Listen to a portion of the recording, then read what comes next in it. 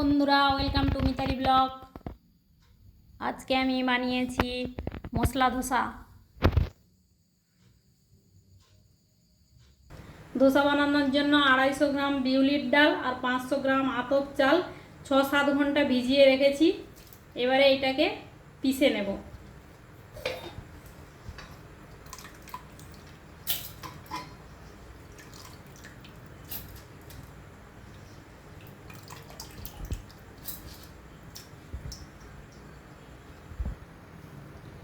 অল্প জল দিয়ে পিষে নেব। বেশি জল দিবেন না, অল্পখানি জল দিবেন। যদি লাগে তাহলে পুনরায় অল্প জল দিবেন। দেখুন এইরকম থিকনেস থাকবে।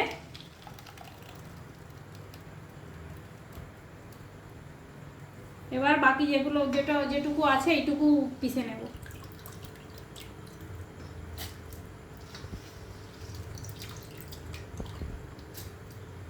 দেখুন পিষা হয়ে গেছে। এবারে এতে হাফ চামচ নুন বা তারও আরও একটু বেশি নুন দিলাম, আর বেকিং সোডা খুব বেশি নয়, এই যে অল্প এতটাই দেব। দিয়ে ভালো করে মিক্স করে নেব। এইভাবে মিক্স করে ওভারনাইট এইভাবে ঢাকা দিয়ে রেখে দেব। মশলা ধোসা বানানোর জন্য আলুর মশলাটা রেডি করব। ফ্রাইং প্যানে তেল দিয়েছি। এবার একটা শুকনো লঙ্কা দিলাম। লঙ্কাটা ভালো করে ভেজে নেব। ভাজা হয়ে গেছে। এবার অল্প একটু জিরে দিলাম, গোটা জিরে, আর অল্প একটু সর্ষে দিলাম, কালো সর্ষে।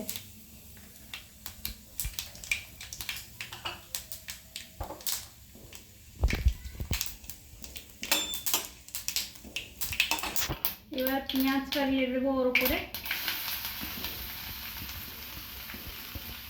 পেঁয়াজটা দিয়ে ভালো করে একটু নাড়বো।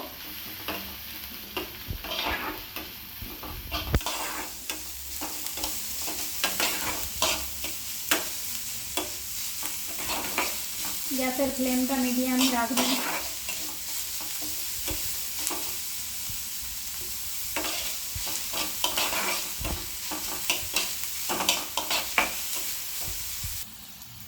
পেঁয়াজ ভাজা হয়ে গেছে। এবার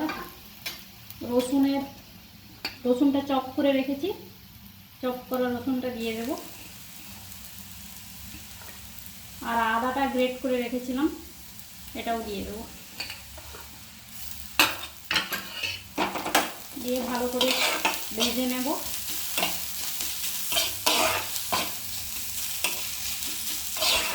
আদা রসুন ভাজা হয়ে গেছে।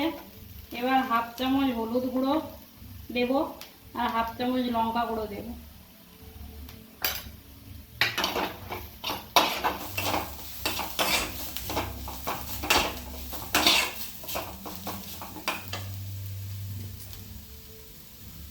মশলাটা ভালো করে কষিয়ে নিয়ে আগে থেকে সেদ্ধ করা আলু এর উপরে ম্যাশ করে দিয়ে দেব।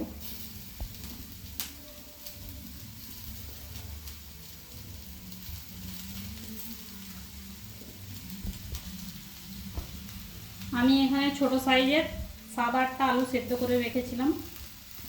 যার যেরকম দরকার সেরকম নেবেন।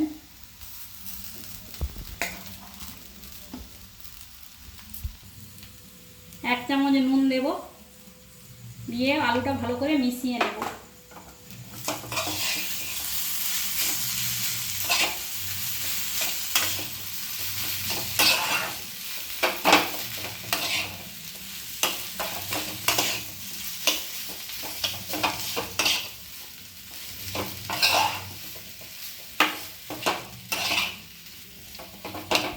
আলুর মশলা রেডি হয়ে গেছে।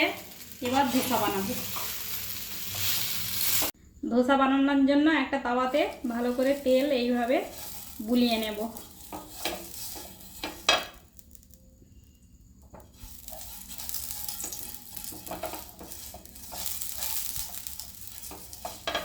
আমার ব্রাশ নেই, যাদের ব্রাশ আছে তারা ব্রাশ দিয়ে বুলাবেন।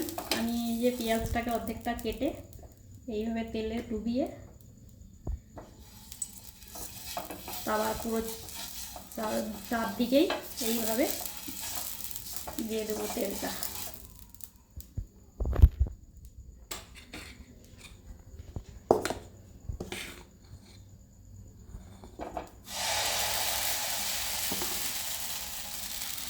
এইবারে চামচের পেছন দিক দিয়ে আস্তে আস্তে এইভাবে ঘোরাবেন।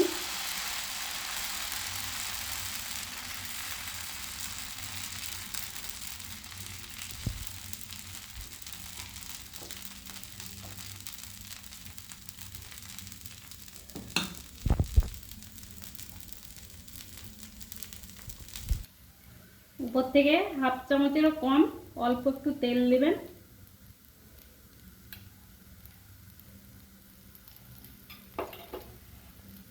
ধোসাটা হয়ে গেছে, এবার উপর থেকে মশলাটা দেব।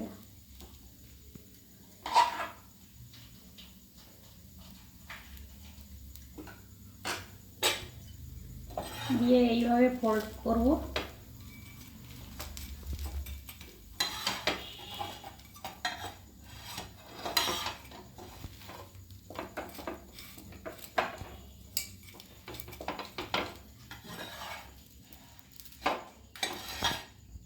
এইভাবে বাকিগুলোকেও বানিয়ে নেব।